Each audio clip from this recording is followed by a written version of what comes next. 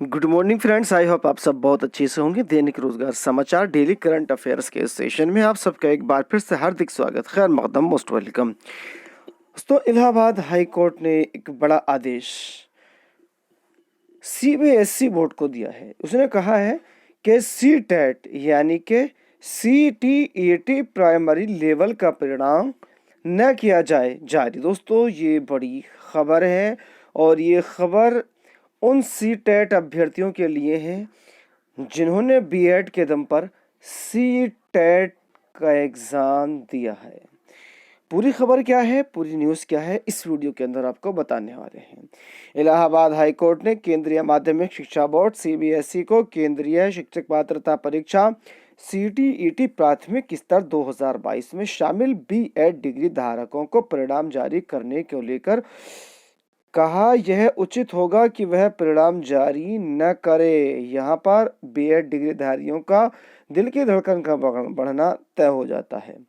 Court ने अपने पारित आदेश में यह भी कहा कि अगर बोर्ड ऐसा करना चाहता है तो वो इस शर्त के साथ जारी करे कि प्रमाण पत्र इस संबंध में सुप्रीम कोर्ट में लंबित SLP के निर्णय के अधीन होगा। हाई कोर्ट अब इस मामले में 4 सप्ताह बाद सुनवाई करेगा। यह आदेश न्यायमूर्ति आशुतोष श्रीवास्तव के प्रतीक मिश्र व अन्य की याचिका पर सुनवाई करते हुए दिया है। याचिका में याची की ओर से केंद्रीय पात्रता परीक्षा में बीएड डिग्री धारकों के परिणाम जारी पर रोक लगाने की मांग की गई है। याची अधिवक्ता तान्या पांडे ने कोर्ट की बताया कि राजस्थान हाई कोर्ट ने national teachers council for education NCTE के 28 जून 2018 के नोटिफिकेशन को रद्द कर दिया है।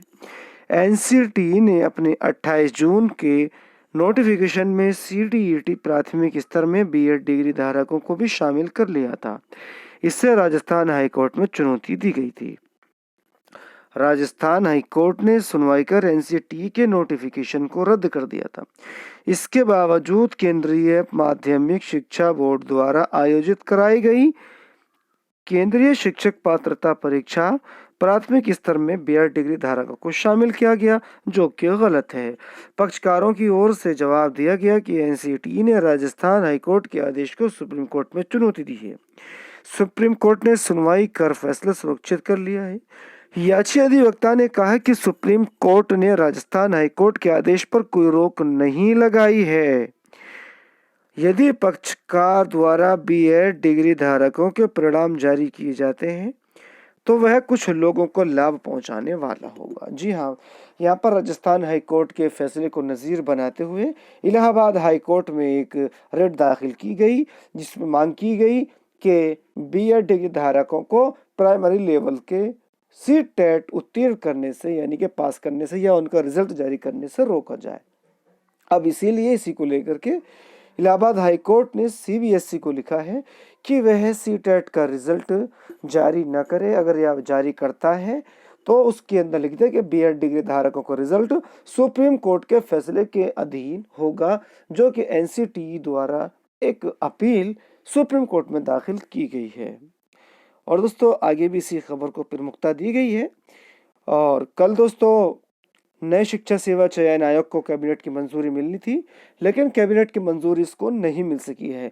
लेकिन कुछ अभ्यर्थियों की मांग है कि नियुक्ति संस्थाएं प्रयागराज में है तो चयन आयोग भी प्रयागराज को ही मिलना चाहिए। लेकिन यहाँ पर इनकी बात से यहाँ पर सहमत होना ज़रूरी नहीं है, क्योंकि इलाहाबाद पश्चिम के अभ्यर्थियों के लिए बहुत दूर पड़ता है। इसलिए अगर इसका मुख्यालय या ये नया शिक्षा सेवा चयन आयोग का मुख्यालय अगर लखनऊ में रहता है तो ज़्यादा बेहतर होगा, वेस्ट के अभ्यर्थियों के लिए भी और ईस्ट के अभ्यर्थियों के लिए भी। यहाँ पर कुछ अभ्यर्थियों ने यही मांग उठाई है। उच्च स्तरीय बैठक में बेसिक से उच्च शिक्षा संस्थानों तक शिक्षकों की भर्ती नए गठित हो रहे उत्तर प्रदेश राज्य शिक्षा सेवा चयन आयोग से कराने के मुख्यमंत्री योगी आदित्यनाथ के निर्देश के बाद हलचल तेज हो गई है। रिक्तियों की सूचना विभिन्न भर्ती आयोग बोर्डों से शासन ने मांगी है, लेकिन अब तक यह स्पष्ट नहीं हुआ है कि इस नए चयन आयोग का मुख्यालय कहाँ होगा। प्रतियोगियों ने भर्ती परीक्षाओं के चयनितों को नियुक्ति देने वाली संस्थाएं प्रयागराज में होने के कारण भर्ती परीक्षा संस्था यानी नए चयन आयोग का मुख्यालय प्रयागराज में ही बनाए जाने की मांग की है। अपनी मांग को लेकर इसी संबंध में प्रीति योगी ने मुख्यमंत्री को ट्वीट भी किया है। खैर दोस्तों, यह मैं आपको बताता चलूं, कल की न्यूज़ में ये बताया गया था कि नया शिक्षा सेवा चयन आयोग को कल कैबिनेट की मंजूरी मिल जाएगी, लेकिन कैबिनेट की मंजूरी इसको नहीं मिल सकी है। अब देखिए आगामी दिनों में इसको कब मंजूरी मिलती है और ये कब अस्तित्व में आता ही देखने वाली बात होगी। लेकिन एक बात यहाँ पर कि यूपीएचएससी के विज्ञापन संख्या 51 की परीक्षा और साथ ही साथ यूपी टीजीटी पीजीटी की परीक्षा पर यह असमंजस बना हुआ है कि ये परीक्षाएं कब और किस आयोग द्वारा आयोजित की जाएंगी।